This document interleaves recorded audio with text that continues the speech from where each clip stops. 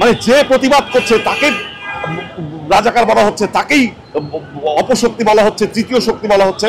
এইগুলি ফ্যাসিস্ট শক্তি করেই থাকে। ফ্যাসিস্ট শক্তির পতন অবশ্যম্ভাবী আমরা দিকে দিকে শুনছি। গোটা বাংলাদেশ জেগে উঠেছে। এই শিক্ষার্থীরা প্রত্যেককে রাস্তায় নিয়ে এসেছে, তাদের বাবা মাকে রাস্তায় নিয়ে এসেছে। এই প্রথম পৃথিবীতে এমন একটি বিপ্লব সংগঠিত হতে যাচ্ছে যেখানে উল্টো শিক্ষার্থীরা তাদের বাবা মাকে রাস্তায় নিয়ে আসছে। এবং আমরা পত্রিকার লেখালেখিতে দেখেছি বাংলাদেশের ইতিহাসে 1952 পরে এত বড় ছাত্র বিপ্লব সংগঠিত হয় নাই।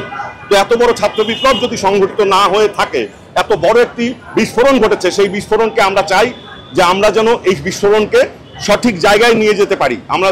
আমরা ভরসা রাখি এই শিক্ষার্থীরা আমাদের অতীতে যে ভুলগুলো হয়ে গেছে, 71-এ আমাদের দেশ স্বাধীন হবার পরও আমাদের দেশে সেই স্বাধীনতা লুটেরাদের হাতে চলে গেছে। এরপরে 90-এ আমরা গণতন্ত্রকে মুক্তি করতে চেয়েছি, সেই গণতন্ত্র মুক্তি পাইনি। গত 16 বছর না, গত 53 বছর ধরেই আমাদের সেই স্বাধীনতার আকাঙ্ক্ষা পূরণ হয়নি। আমাদের এই শিক্ষার্থীরা সেই স্বাধীনতার আকাঙ্ক্ষা নিশ্চিত করবে। এবং আমরা দেখছি একটি গুজব চালু আছে যে যারা আন্দোলন করছে তারা দেশের জাতীয় পতাকার রং সমস্তটা কি লাল করে ফেলতে চায়, সবুজের বদলে লাল। এই ধরনের গুজব ফ্যাসিস্ট শক্তি তৈরি করছে। আমি বলবো যে যারা এই আন্দোলন করেছে তারা শুরু থেকেই জাতীয় পতাকা, সবুজ লাল জাতীয় পতাকা মাথায় বেঁধে রাস্তায় ছিল, আমরা প্রকাশ্যে দেখেছি। এই ধরনের ভেলকিবাজি কথাবার্তা বলে এই দেশে আর পার পাওয়া যাবে না।